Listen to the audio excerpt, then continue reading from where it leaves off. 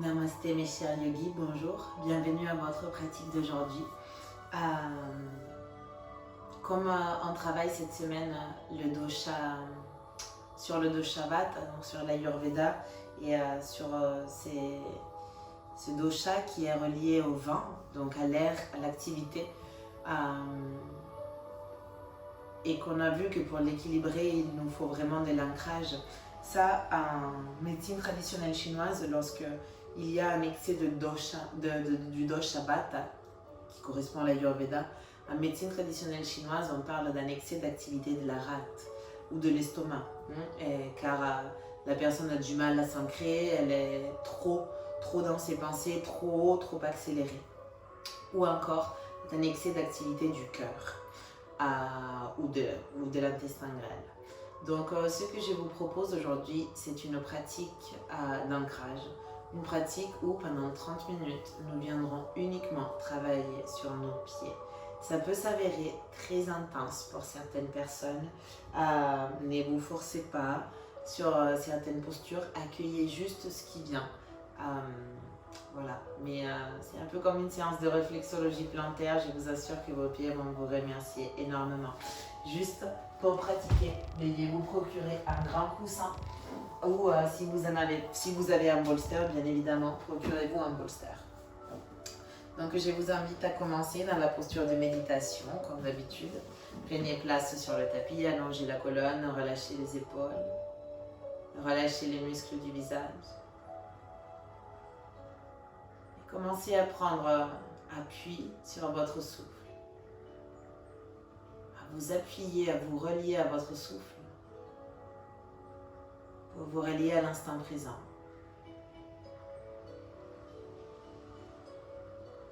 Pour être ici et maintenant. Dans votre corps, là où la vie se passe vraiment.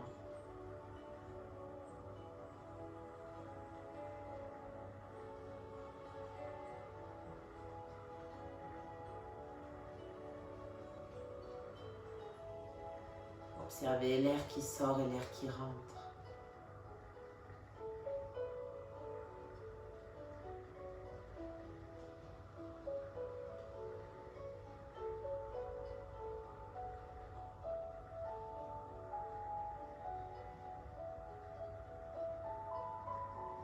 Petit à petit, portez vos mains jointes au centre de la poitrine. Et venez manifester une intention personnelle pour cette pratique, une intention d'ancrage.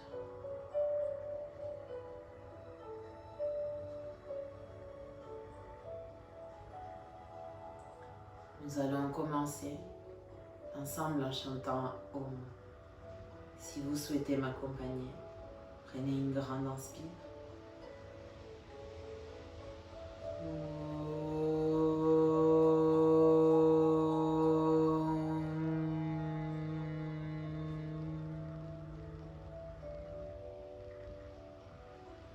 Et puis relâchez vos bras. Et quand vous vous sentez prêt et prête, vous pouvez séparer vos paupières, ouvrir vos yeux et venir retrouver la première posture. Alors, c'est une posture de papillon, on connaît bien cette posture, mais nous allons venir entrelacer nos orteils, comme pour faire une tresse.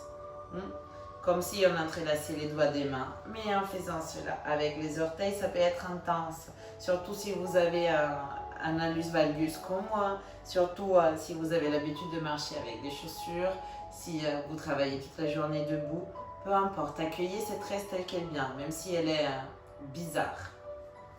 Même si vous n'arrivez pas à entrelacer tous vos doigts, il n'y a pas de souci. Et une fois que vous êtes prêt, prête, relâchez juste. Arrondissez le dos. Venez retrouver une respiration longue et profonde.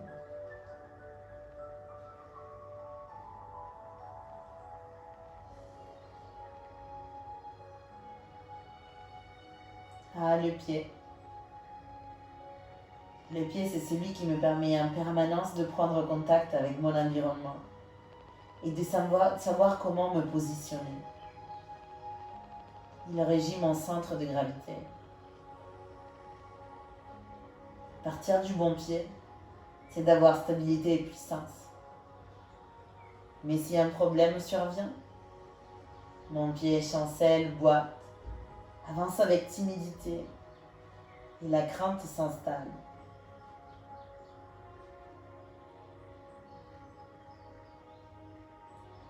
Après tout, on lui a fait voir de toutes les couleurs au pied. Souvent considéré de sale, d'impur. On n'est pas vraiment censé les montrer à la vue de tout le monde. Il est tout le temps enfermé, caché. Il est en bas. On le voit à peine alors. Pourquoi lui donner de l'importance? Figurez-vous que c'était Léonard da Vinci qui nous parlait de l'importance du pied. Il le décrivait comme un chef-d'œuvre de mécanique. Une structure étonnante et complexe, composée de 20 ciseaux, de 114 ligaments et de 20 muscles. Une structure sur laquelle on est tellement habitué à marcher qu'on ne réalise même plus qu'une si petite surface parvient à assurer l'équilibre de tout le corps. Alors prenez ce moment, oui, ça vaut la peine d'être là, rien que pour ses pieds.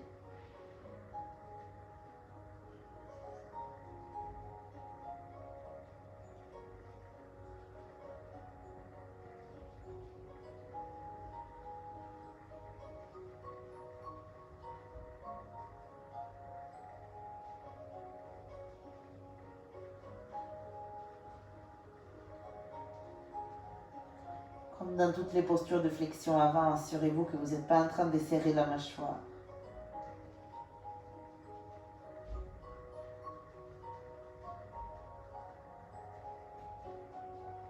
Et accueillez les sensations dans ces orteils qui sont entrelacés.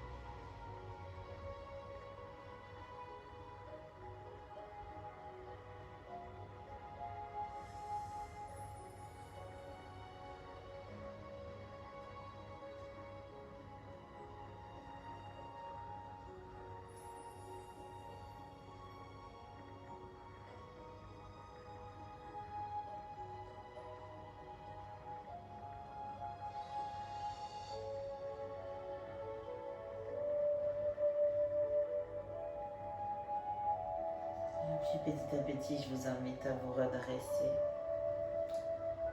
À défaire l'entrelacement de vos orteils. Avant, regardez quel est le gros orteil qui était en dessous. Puis relâchez. Excusez-moi.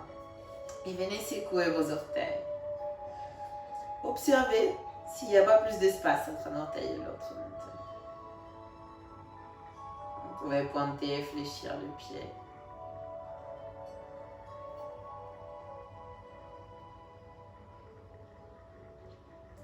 Je vous propose de venir compenser avec l'autre entrelacement. Donc si avant c'était comme moi par exemple le droit qui était par-dessus, maintenant essayez de faire en sorte que ce soit le gauche.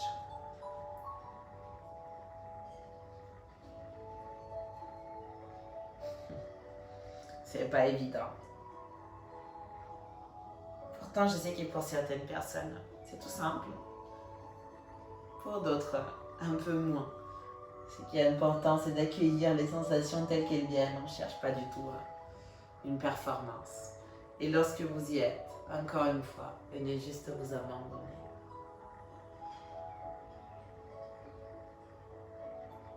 En même temps, dans cette posture de papillon, non seulement on est en train de stimuler, vous allez voir, plein de choses qui ont lieu dans les pieds, mais aussi, bien évidemment, les méridiens du foie et de la vésicule biliaire. Donc, responsable du printemps, ce printemps qui a aussi une énergie d'ascension, une énergie très bata.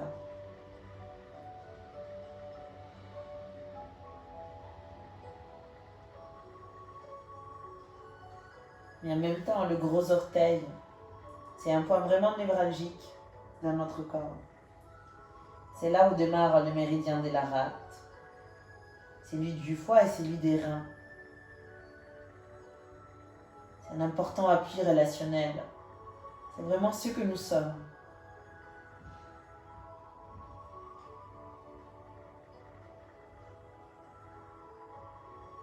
Le deuxième orteil, c'est ici que se termine le méridien de l'estomac. C'est un peu notre rapport à la matière.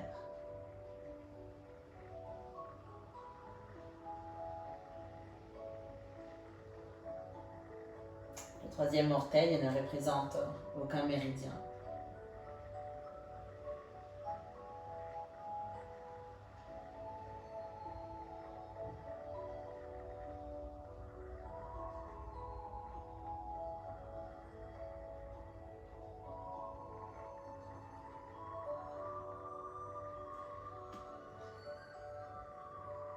Le quatrième orteil représente le point de finalisation du méridien de la vésicule biliaire.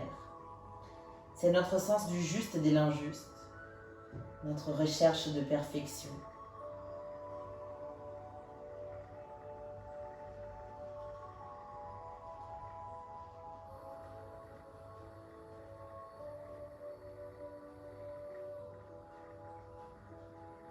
Et notre petit orteil, c'est là où se termine le méridien de la vessie. C'est l'évacuation des vieilles mémoires. Et c'est peut-être pour ça que ça fait tellement mal quand on se cogne le petit orteil.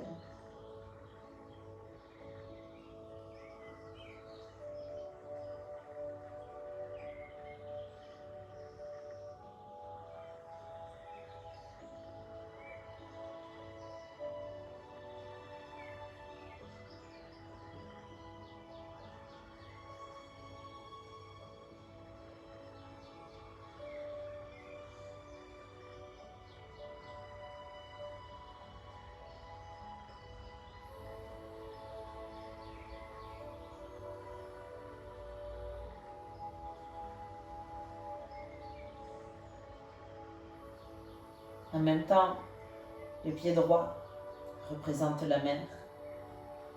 Le pied gauche représente le père. Le talon représente le passé. Le talon des orteils représente le futur.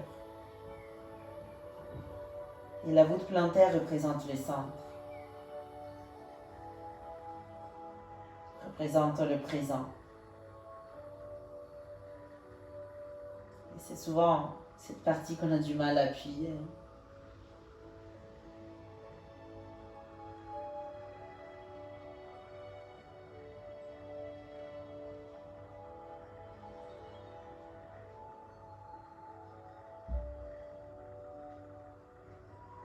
Il vous reste quelques instants de permanence, profitez.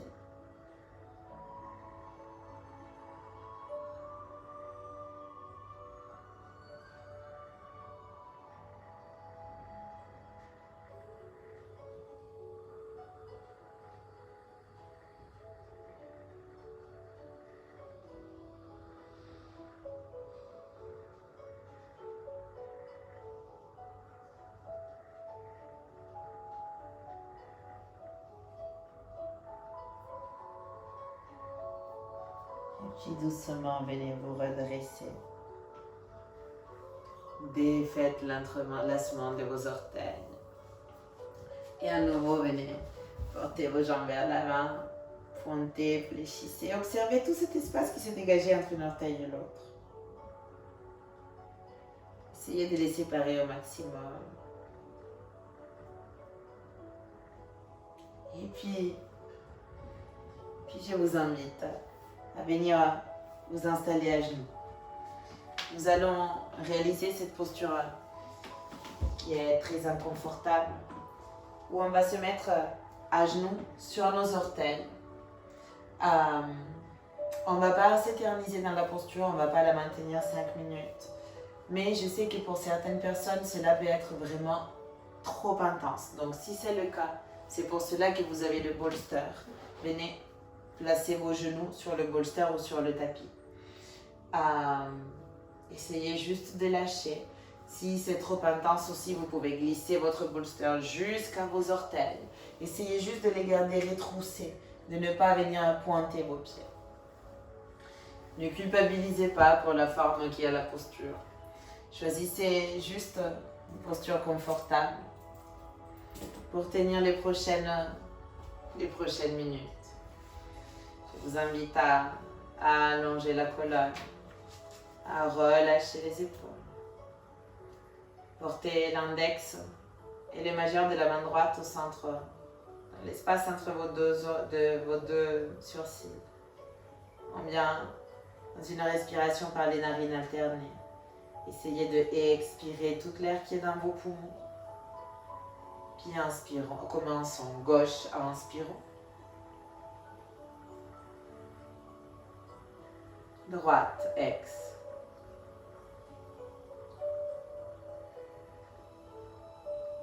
Droite, in.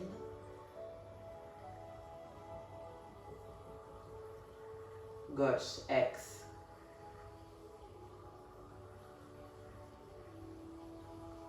Gauche, in.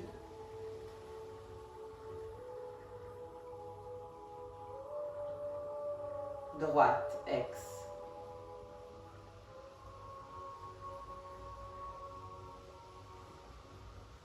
Droite, in.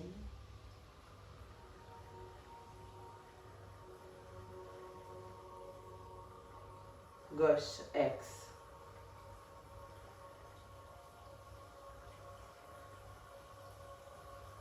Gauche, in.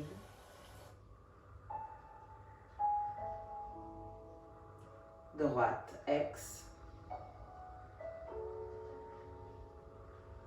La dernière, droite, in. Gauche, ex. Je vous invite doucement à retrouver votre souffle, à sortir de la posture. D'abord, retirez vos orteils. Venez vous asseoir sur vos talons. Continuez de bouger légèrement les orteils. C'était intense. Nous avons tenu pendant 2 minutes. Et maintenant, on va compenser pour une posture où on vient travailler nos chevilles. Donc, en gros, l'idée, c'est de garder les orteils pointés, cette fois les pieds pointés, de venir décoller le talon. Je sais que ça peut être très intense aussi, donc c'est pour ça qu'à l'aide du bolster, vous pouvez juste mettre vos genoux sur le bolster. Ce que nous voulons effectivement, c'est juste de créer un étirement. Il n'y a pas de chose il n'y a pas de patron de posture à venir adopter. Juste vraiment un étirement de la cheville et des orteils. Donc, je vous conseille d'ailleurs de bien vous appuyer sur quelque chose et de venir fermer les yeux. Pareil, on ne va pas s'éterniser dans cette posture. C'est important de travailler les chevilles, elles sont les repères et les appuis conscients de nos relations avec le monde. Elles symbolisent la projection de notre capacité à décider, à engager des décisions et les changements à donner à notre vie. Elle représente la projection fidèle de la rigidité ou de la souplesse de nos critères de vie. plus les chevilles sont souples, plus nous sommes ouvertes. Plus les chevilles sont raides, plus nous sommes enfermés, nous avons peur.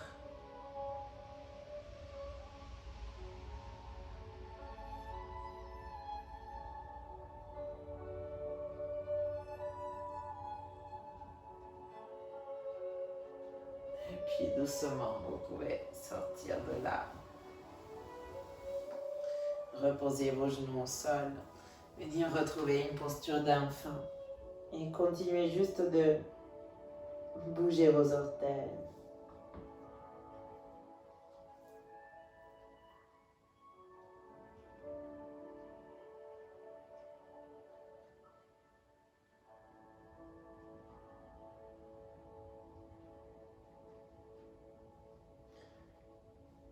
Puis venez juste remonter.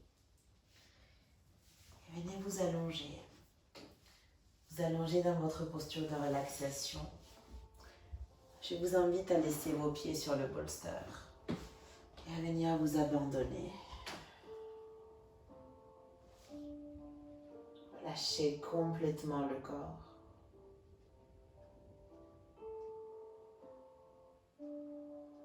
Et venez vous livrer à un moment de pure présence. Où rien d'autre importe que le simple fait d'être là.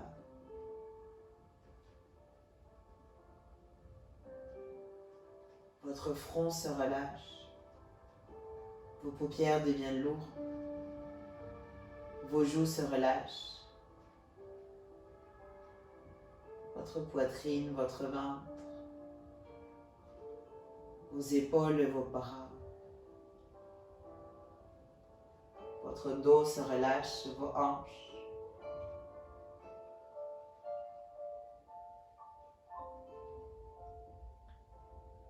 Vos cuisses se relâchent, vos genoux, vos tibias se relâchent. Vos pieds se relâchent et vos orteils. Ces orteils que nous avons si profondément travaillés aujourd'hui.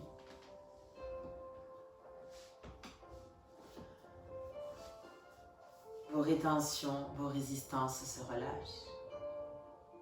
Et vous venez vous livrer à la terre. Comme un enfant se livre au bras de sa maman.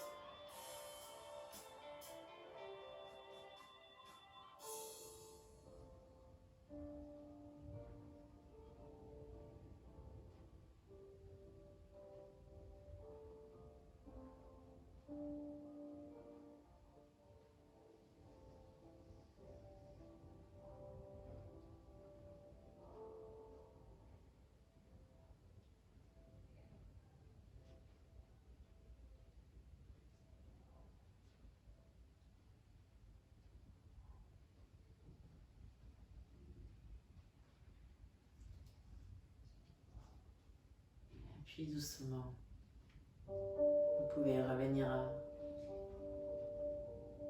sur les sensations de vos pieds et de vos mains et commencer à chercher des mouvements.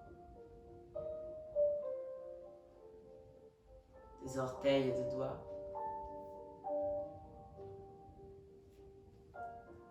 pouvez tourner la tête d'un côté à l'autre. Prendre votre temps pour réveiller les muscles du visage.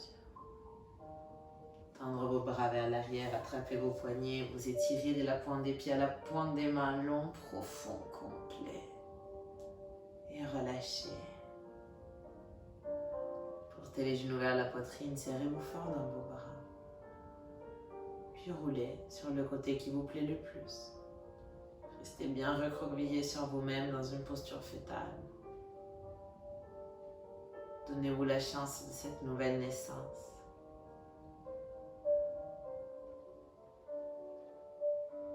Puis, petit à petit, si possible, en gardant les yeux fermés à l'aide de vos mains, venez vous redresser. Retrouvez une posture assise confortable. Allongez la colonne, relâchez les épaules. Laissez les dos de vos mains sur vos genoux, les paumes des mains vers le ciel. Et prenez juste un moment pour accueillir.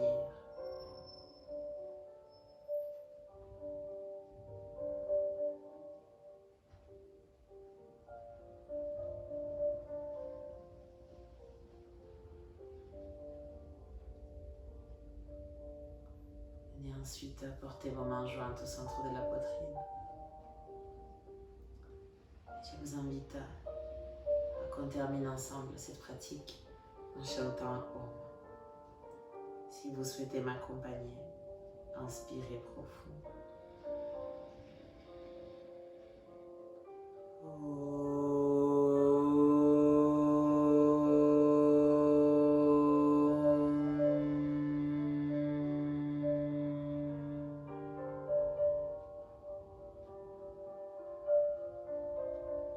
Remontez vos mains jusqu'à l'espace entre vos deux sourcils. Et souvenez-vous que peu importe là où la vie vous plante, vous pouvez toujours fleurir. Et soyez réceptifs. Namasté.